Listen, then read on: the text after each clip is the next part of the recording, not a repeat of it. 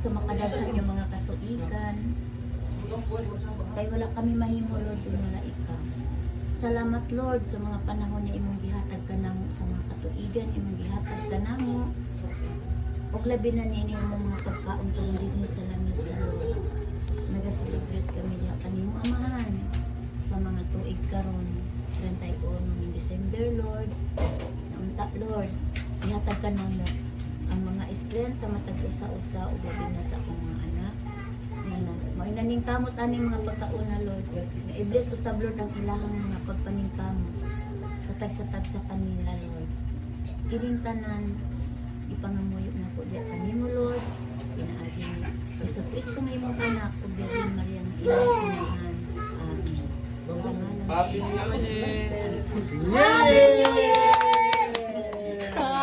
Pati.